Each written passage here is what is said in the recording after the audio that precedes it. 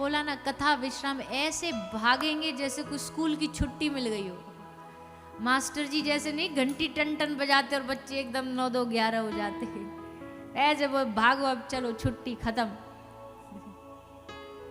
खैर आना भर भी कथा में ये भी बड़ी कृपा है आपकी। आप ही ना आएंगे तो हम किसको सुनाएंगे, पर आना भी। और हम तो कहते हैं आज की दुनिया में सबसे मुश्किल काम है सुनना। आदमी सब कुछ कर सकता पर सुनता कौन है आज किसी की। पति पत्नी की नहीं सुनता, पत्नी कहती है जी ये नहीं सुनते, बेटा बाप की नहीं सुनता, पिताजी कहते ये हमारी नहीं सुनते, गुरु चेला की नहीं सुनते, चेला कहते गुरु जी नहीं सुनते। भाग्यशाली हम जैसे प्रवक्ता जो हमको बैठ के लोग 3 घंटा सुन लेते, कोई किंतु परंतु नहीं, कोई क्वेश्चन नहीं, कोई जबरदस्ती लेकिन नहीं, बस आए बैठे बोलो अब माइक तुम्हें दे दिया, अब 3 घंटे अब तुम्हारे हवाले वतन सा, अब हम तो सुनेंगे बस। तो सुनना भी भैया बड़ी बात है। हम तो कहते हैं आप सब हमको आपको प्रणाम करना चाहिए कि आप अपने जिंदगी में से कितनी आदमी के जीवन में कितनी चिंताएं चलती रहती हैं, परेशानियां चलती रहती हैं, इधर से दुख आ रहा है, इधर से कोई बालक बच्चे रो रहे हैं, इधर से कोई घर की जिम्मेदारियां हैं, रोटी बनानी है, भोजन बनाना आदि आदि न जाने क्या क्या हो।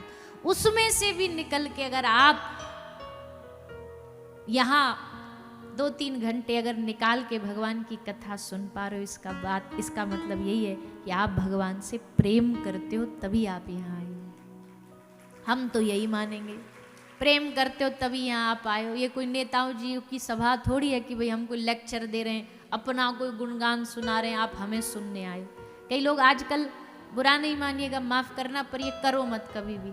आजकल लोग कथाओं में भगवान से ज्यादा जो कथा सुनाने वाला है ना उससे जुड़ जाते हैं, फिर आके बोलते भी हम आपके बहुत बड़े फैन हैं। अजी ये कोई मूवी के स्टार हैं क्या जो आप इनके फैन हो? हमको यहाँ ड्रामा दिखा रहे हैं आपको जो आप हमारे फैन हो? भगवान की कथा बांचने वालों कोई फैन होते? पर लोग को वो लगता है कि ये भी कोई सेलिब्रिटी है, ये भी कोई हीरो हीरोइन जैसे हैं, बोले इनके भी फैन होते। फैन वैन नहीं होते कथा बांचने वालों के। फैन है तो है भी तो ठाकुर जी के बनो ना, इनके क्या फैन बनोगे? ये तो पोस्टमैन है। पोस्टमैन का काम क्या है? संदेशा पहुंचा देना। हम जो बोल रहे हैं कोई हमारी बातें थोड़ी है मन की, जो हमने सुना है महापुरुषों से, जो हमने पढ़ा है भागवत जी में, वो आपको सुना रहे, उनका संदेश आप तक दे रहे। पर हम क्या करते हैं, हम उनसे ज्यादा जुड़ जाते हैं। तो भक्त बनना है, कथा सुन के भगवान के प्रेमी बन जाओ, हम तो यही चाहते हैं। कहने वाले का भी याद ना रहे, कहने वाले ने क्या कहा है वो याद रह जाए। भगवान से जुड़ जाओ। केवल मेला करना कथा नहीं होता, केवल भीड़ इकट्ठा करना कथा नहीं होता, केवल अच्छा टेंट लगा देना कथा नहीं होता, केवल नाच लेना कथा नहीं होता। जब तक भगवान से प्यार न हुआ, जब तक भगवान की याद न आई, जब तक उनकी याद में आंख से आंसू न बहे, कथम बिना रोम हर्षम द्रवशा चेतसा बिना, तो कैसी कथा? कथा भगवान की याद दिलाती है। यहाँ बैठे बैठे भगवान की याद आ गई तो समझो हम अपनी कथा कहने में पास हो गए, और अगर नहीं आई तो फिर बड़बड़ है 3 घंटे, बस रेडियो है चालू हो गया, 3 घंटे तक चल रहा है। भगवान की याद आनी चाहिए। तो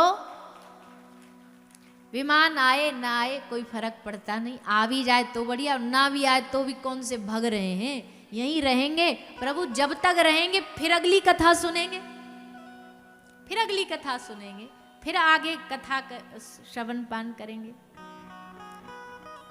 आप तो, हमने तो कल भी बोला था, आपके शिवपुरी क्षेत्र में तो 15 दिन का उत्सव है, 7 दिन यहाँ करेरा सुन लो, 24 से फिर हमारे पूज्य श्री बागेश्वर धाम वाले महाराज जी शिवपुरी में कथा, वहां पहुंच जाओ, 15 दिन मौजी मौज है आपकी, तो आनंद ही आनंद है।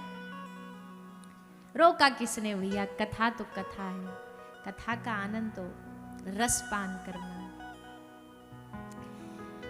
तो धुंधकारी के लिए विमान आया, धुंधकारी भगवत धाम चला गया, लेकिन बाकी के गांव के रह गए, बोले भैया हमारे लिए तो विमान आया नहीं, आपने कथा तो सुनी पर उसको आपने अपने जीवन में नहीं उतारा, इसलिए दोबारा सुनो। दोबारा कथा हुई और इस बार पूरे ग्रामीण क्षेत्र के सब जीव आए, पशु पक्षियों ने भी कथा सुनी और सबके साथ भगवान सबको भगवत धाम लेकर के गए। ऐसी भागवत जो परम कल्याणकारी है, हम सबके बीच आई है, भगवत कृपा से ये हमें प्राप्त हुई है।